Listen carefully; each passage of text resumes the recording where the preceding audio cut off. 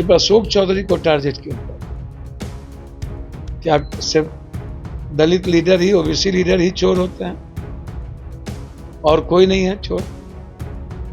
चोर तो सब हैं, हम तो सब दिन कहे हैं। और जो एलिगेशन लगा रहे हैं उनसे पूछो किनके कहने पे लगा रहे हैं, उनकी फाइल क्यों बंद हो जाती है?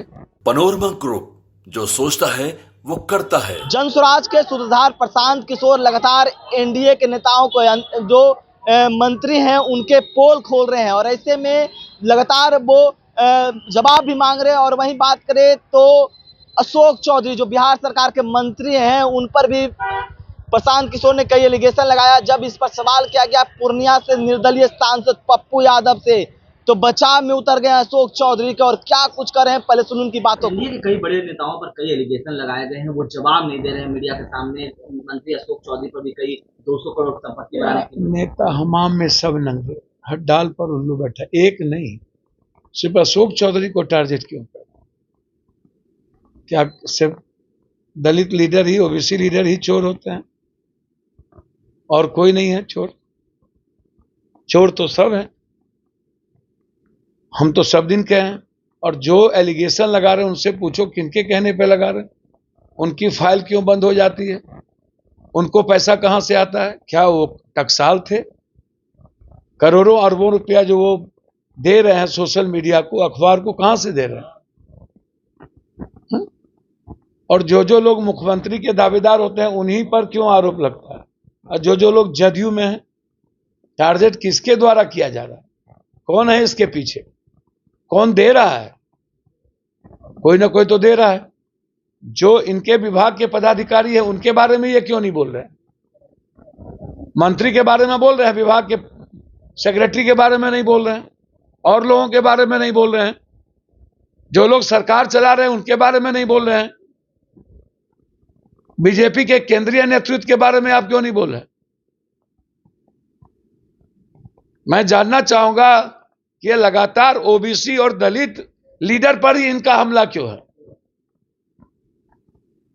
मैं पूछना चाहूंगा भाई से। मंगल पांडे जी को आपने एक बार बोल दिया, बात खत्म। बिल्कुल सब लोग हमाम में नंगे हैं, जांच होनी चाहिए। पप्पू यादव शुरू से कह रहा है कि नेता चोर होता है, नेता लुटेरा होता है, तो कोई एक नहीं ना, सब ना। जो बोल रहे हैं उनको भी बताना चाहिए, शुभ बाजे बाजे चलियो बाजे, कि पैसा कहां से आ रहा है, इतना आप लुटा कहां से रहे हैं, कौन दे रहा है, क्यों दे रहा है? जवाब नहीं दे रहे, मीडिया के सामने बताना चाहिए ना कहां से 200 करोड़ बनाया जाए। भैया मैं तो कह रहा हूं कि जो लोग बनाए, जो लोग किए, वो देंगे जवाब, या तो उन पर केस कीजिए। लेकिन कोई एक या दो आदमी नहीं ना है भाई, उनके विभाग के पदाधिकारी के बारे में आप क्यों नहीं बोल रहे हैं? और जो यहां सेक्रेटरी लुटे हैं उनके बारे में क्यों नहीं बोल रहे हैं? क्यों मौन है? हम तो सबके बारे में बोल रहे हैं।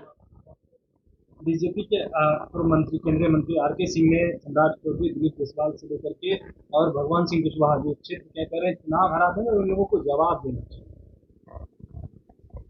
भैया देखिए, अपने मियां मिट्ठू, सबके पास अकूट पैसा है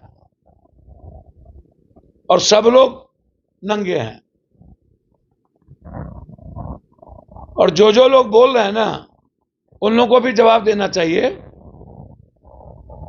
कि आप मंत्रिमंडल में इतने दिन 10 साल रहे तो क्या किए, और मंत्रिमंडल में बीजेपी ने आपको लिया क्यों था? क्या बार्गेनिंग किए थे? या होम सेक्रेटरी के वक्त आपके पास बीजेपी का कोई काला चिट्ठा था जिससे आपने उनको डराया ताकि बीजेपी ने आपको मंत्रिमंडल में ले लिया?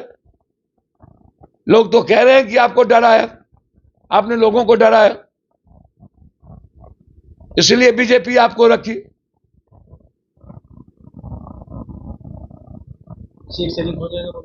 सब कुछ अच्छा हो जाएगा।